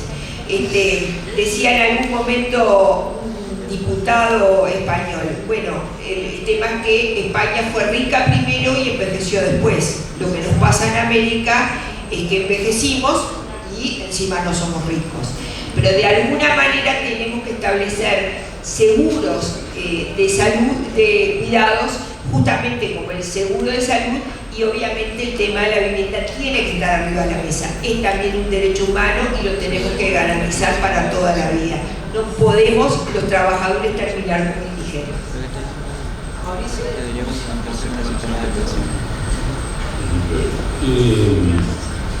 Rápidamente, creo que el comentario que hace Jorge es muy importante. O sea, las transformaciones del mundo del trabajo han transformado la clase trabajadora y también a la clase empresarial. Eso es muy importante entenderlo. De hecho, hablamos hoy de precariado. Ya el término de proletario ha virado a un término de precariado porque las condiciones son tan precarias, ¿cierto?, que la identidad aparece más por el elemento de la precariedad que por el elemento de las garantías laborales que conquistó en algún tiempo el movimiento obrero. Entonces me parece que eso es importante comprenderlo. O sea, el mundo del trabajo se transforma constantemente y es labor de nosotros y nosotras comprender cómo se transforma para poder saber cómo actuar. Porque si seguimos con un referente del siglo pasado, pues no nos es útil para comprender y ver por dónde pueden haber salidas. En relación con lo que se menciona de la jornada laboral, habría que decir que esos cambios del mundo del trabajo, esa precarización, han hecho que una conquista fundamental del movimiento obrero se haya perdido. Los 3 ochos se perdieron absolutamente. Hoy nosotros laboramos más de 8 horas diarias, podemos laborar 10, 12, 14. El descanso de fines de semana se ha perdido, ¿sí? Entonces la utopía y la lucha central originaria del movimiento obrero, que fue la reducción de la jornada de trabajo, que fue primero a 10 horas y después a 8 horas, se requiere retomar incluso en el planteamiento que se ha hecho de que avancemos a jornadas laborales de 6 horas, porque eso sería parte de la desalienación, sería parte de la emancipación, ¿sí? Es volver a darle orden a esa lógica. Culturalmente, ojo, cultural e ideológicamente, hoy la gente acepta que el trabajo precarizado e inseguro es el trabajo normal. Nos coparon ideológicamente, ¿sí? Un joven que acepta, que cree que la única forma de laborar es tercerizadamente, con bajos salarios, sin protecciones sociales, trabajando 10, 12 horas diarias, sin derecho a vacaciones, es porque no entiende, no comprende el sometimiento capitalista. Ahí hay un avance cultural con el que tenemos que luchar, porque si la juventud cree que ese es el escenario normal, nos jodimos. Ese es el escenario anormal, y por lo tanto el escenario normal sería una jornada laboral de 6 horas y que el ocio humano tenga espacio, pero todo eso está perdido, y todo eso en el imaginario no es posible porque el capitalismo ha avanzado y hoy instala esa idea de que la vida fundamentalmente es trabajo y lo normal es un trabajo precarizado. Por último, hacer alusión a la pregunta de los dispositivos de protección de salud en el trabajo en Colombia. Susana, yo te digo, los seguros, los mecanismos de seguros no son iguales a mecanismos de derechos humanos. Ojo con eso. En Colombia nos privatizaron el sistema de salud y el sistema de riesgos laborales a través del mecanismo de seguros. En Colombia solamente la población laboral formal vinculada a seguros de riesgos laborales tiene protecciones, y el grueso de la población, el 60% que es informal, está absolutamente desprotegida. Por lo tanto, aquí el enfoque de derechos humanos es fundamental, porque es un enfoque universal y de ciudadanía. Todos, absolutamente todos y todas las trabajadores, formales e informales, urbanos y rurales, deben tener protección de la salud en el trabajo, bajo un enfoque de ciudadanía y de universalidad, y no de seguros, porque los seguros son mecanismos de mercado absolutamente excluyentes que han sido lo desarrollado en las experiencias en Chile y en Colombia, que han sido punta de lanza en los sistemas de privatización. Entonces, eso creo que es una diferencia clave acá entre lo que son mecanismos de seguro. Ahora resulta que necesitamos que pagar primas de seguro para los mecanismos de cuidado, cuando deberían ser mecanismos estatales financiados universalmente, ¿sí? Entonces, creo que ese es un debate que al menos nosotros desde Colombia lo damos y planteamos que hay que tener mucho cuidado. Creo que esos serían mis comentarios. Gracias. Olha, gente, queria cumprimentar aqui a Cláudia, né, a Luísa, Francis Lane, é isso? Francis Lane, a Gabriela e meu querido amigo Roy. As questões que trouxeram, a gente teria mais umas 2 ou 3 mesas iguais a essa, né? E eu vou tentar falar novamente um pouquinho em portunhol, para resgatar 2 ou 3 pequenas questões que foram colocadas aqui, porque não dá para a gente colocar tudo que foi levantado aqui, né? Então, se Cláudia, por exemplo, falou de 2 coisas mais como uma opinião, assim, uma sugestão, pero su última questão foi sobre nosso sistema único de saúde brasileiro e a saúde dos trabalhadores. Então, e aí já vou falar um pouco de Gabriela, quando pergunta como é a saúde dos trabalhadores nos outros países. Eu não tenho a capacidade de falar sobre isso porque são muito complexos e tanto distintos. Pero há uma raiz que nos ubica acá, Maurício de Colômbia, Jorge de Uruguai, de Argentina,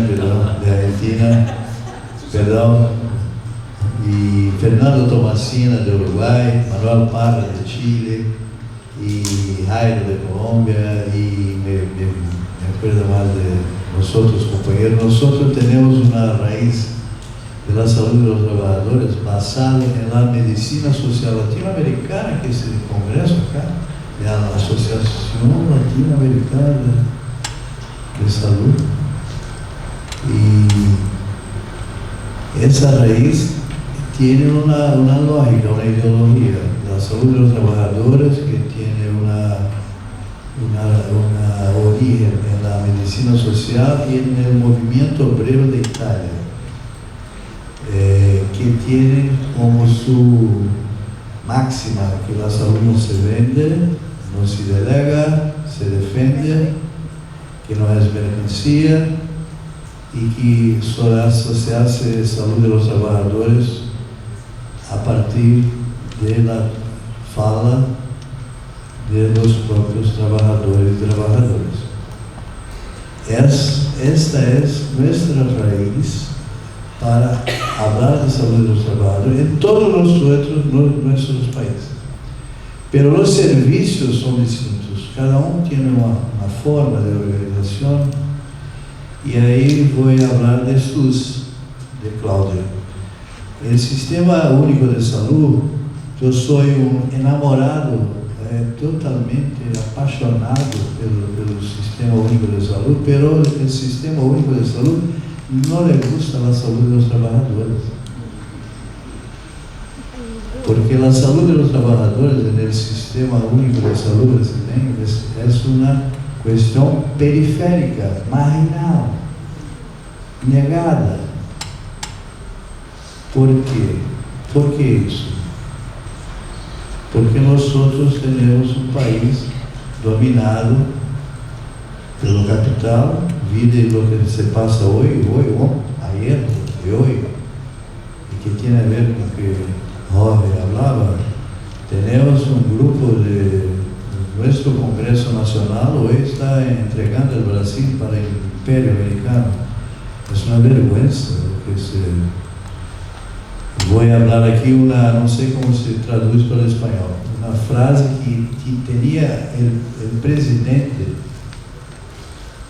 Jair Bolsonaro, que vocês conhecem, teria uma camisa com a seguinte frase: direitos humanos, excrescência da vagabundagem.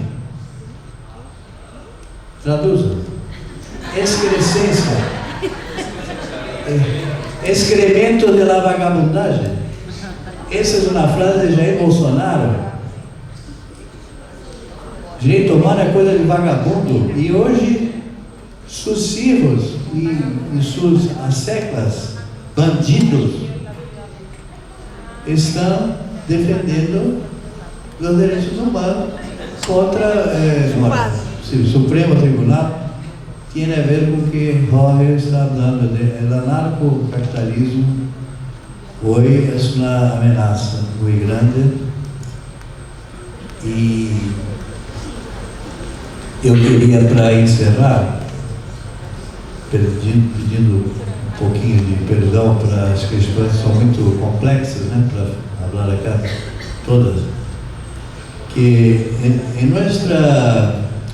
Dimitri está aqui. Nós temos uma tese de saúde dos trabalhadores como direito humano e essa tese tem vários componentes. A elevação da categorização jurídica do direito, a representação simbólica, as frentes interseccionais, a interseccionalidade e outras teses, e uma mais que é o cambio do campo da saúde dos trabalhadores para a questão da saúde dos trabalhadores. É uma tese de nosso companheiro Diego Souza,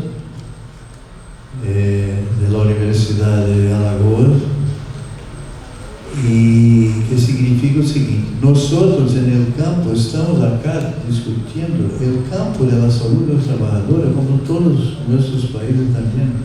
O campo é subsumido, é subordinado à ideologia burguesa de produção de conhecimento. A academia produz conhecimento subordinado a uma ideologia burguesa. Portanto, não há questões emancipatórias involucradas, solamente e aí tem a ver com o SUS, de saúde dos trabalhadores, por o poder econômico detener no nível local as ações de implementação da saúde dos trabalhadores que fazem, quantos anos, Débora? 40 anos? Nuestra lei orgânica da saúde do Brasil, de 1990, tem 8 artículos, incisos, de saúde dos trabalhadores. Ninguno, excepto a lista de doenças relacionadas ao trabalho, ninguno foi implementado hasta hoje. Por quê? Porque o poder econômico está no governo federal, está no Congresso Nacional, no Poder Judiciário, não permite. Sempre assim. Então, estamos no campo, lutando dentro do campo para resolver a questão. A questão dos trabalhadores é a emancipação da classe trabalhadora, que, lastimavelmente, está muito lejos aún, pero isso não significa que vamos deixar de combater a la sombra, porque as setas são muitas, as setas do anarcocapitalismo, dos religiones de la patria que estão acá e estão na Argentina hoje também, e enfim, não sei se em Colômbia tanto, acho que menos um pouco, lá em Colômbia menos um pouco, mas estamos lascados e por isso temos que lutar mais. Graças.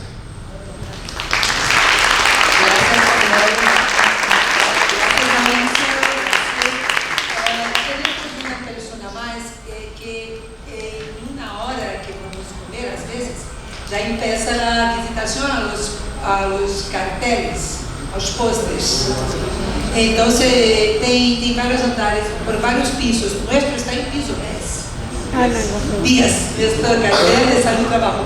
Então, se tu pode fazer tu ponência, e não há nada mais, ninguém mais. Tá, então ela fala, se puder ser rápido como para os outros vai ser maravilhoso, e a gente quer fazer uma, pensada final para enviar para a coordenação.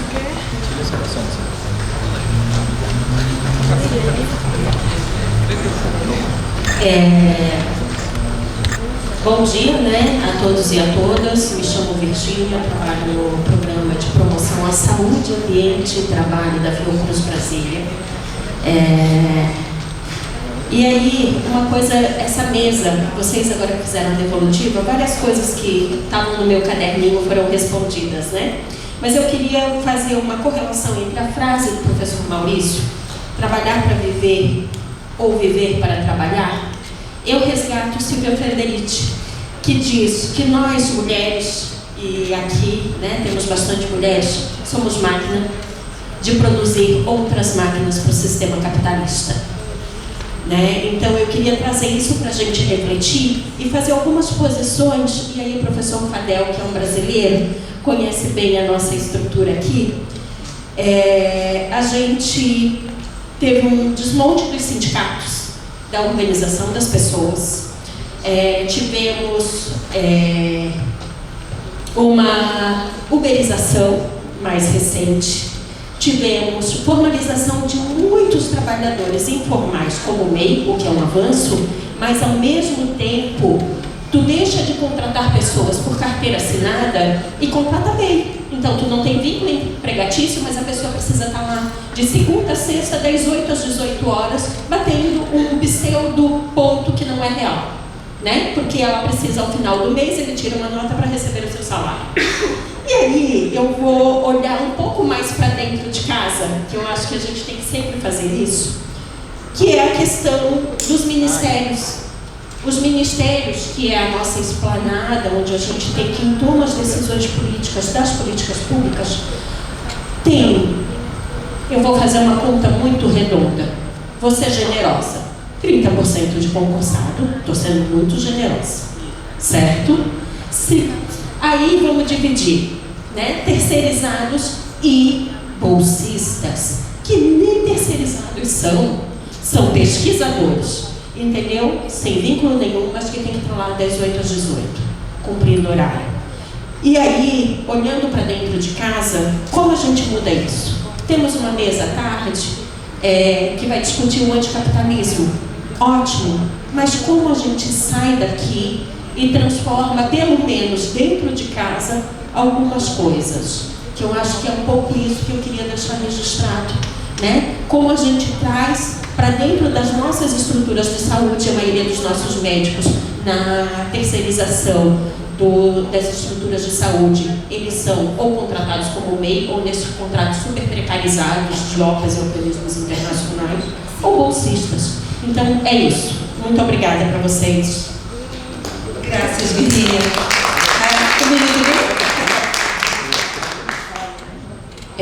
Só uma constatação, né? Eu acho que um pouco da resposta de vocês é um reflexo do que a gente vive no dia a dia.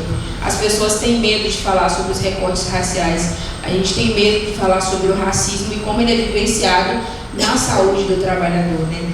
Então, a gente acaba não conseguindo, eu não me senti contemplada, não me vi na resposta de vocês, e eu sou uma mulher preta, né? Sou a base desse processo todo. E aí, quando eu penso, e vou refletir quem são os pensadores, os pesquisadores sobre saúde do trabalhador, são majoritariamente pessoas brancas, que falam, que pensam no cuidado de outras pessoas brancas, né? E não percebem que no país hoje que a gente vive, somos 56% da população brasileira, e que os trabalhos braçais, que as faxineiras, as empregadas domésticas, que trabalham 12 horas numa casa, chega em casa, vai trabalhar mais 8 horas, acabam não sendo vistos. Então, acho que um pouco do que vocês trouxeram de não responder é um reflexo do que a gente vive. A saúde do trabalhador e da população negra não é pensada. Então, a gente precisa refletir mais sobre isso.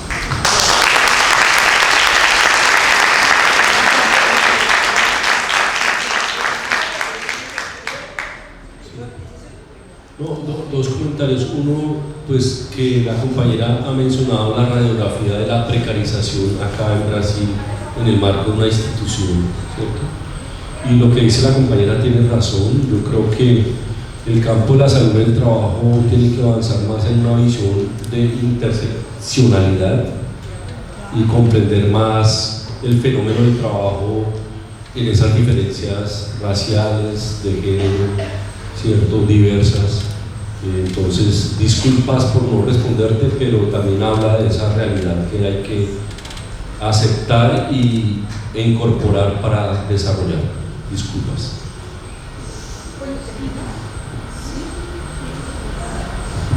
Estamos realmente con tiempo cerradísimo, que la organización me pidió para hacer algunos puntos que sean clave entre las presentaciones, porque va a se tornar un relato de este encuentro. Entonces yo pensé algo muy rápido y muy general, que nos presenta Fadel y Mauricio, nos cuestionan y nos provocan cómo pensar salud de los trabajadores y de las trabajadoras, porque en Brasil estamos incluso en este punto, como derecho humano.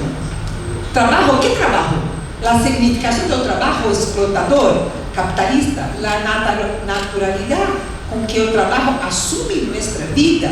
O sea, todo, el cuerpo, la mente, la socialización, el espíritu, las relaciones que llegan a vida y muerte, pero más que eso, la forma como se vive, como creamos nuestras sensaciones, preconceptos y conceptos. Las transformaciones del mundo del trabajo ahora, bajo el cambio de superexplotación del modelo neoliberal en nuestras formas de trabajo, la jornada sin tiempo, no hay más tiempo de trabajo, se perdió. Un trabajo precarizado, sin protección social. Esto puede ser naturalizado.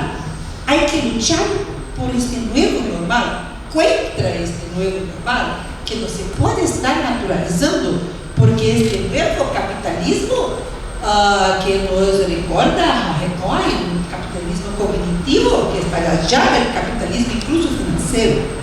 Bajo esta situación es necesario pensar, bajo el capitalismo cognitivo, una nueva forma de mirar la vida, el trabajo y los sistemas de salud. Hay que producir nuevas formas de actuar, porque se puede estar bajo un paradigma, no se puede más estar bajo un paradigma industrial o financiero. Nuevas formas de actuar necesitan nuevas miradas.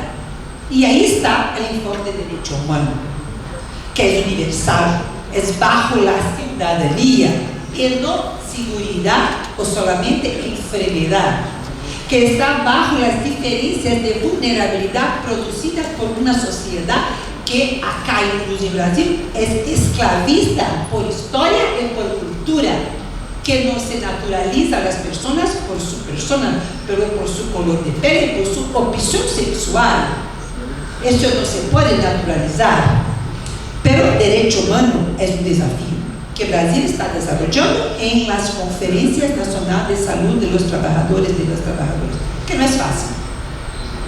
Por la cultura, que ya he hablado, arriba del natural, del Estado y capital, bajo una legislación que tampoco es democrática, o se puede considerar incluso que el judiciario es democrático. Sabemos que no es. Así es que salud de los trabajadores y de las trabajadoras como derecho humano hay que ser una lucha de los movimientos por raza, por género, por identidad sexual, por tipos de enfermedad, por forma de trabajo. Hay que estar juntos en una conquista por una intersectorialidad.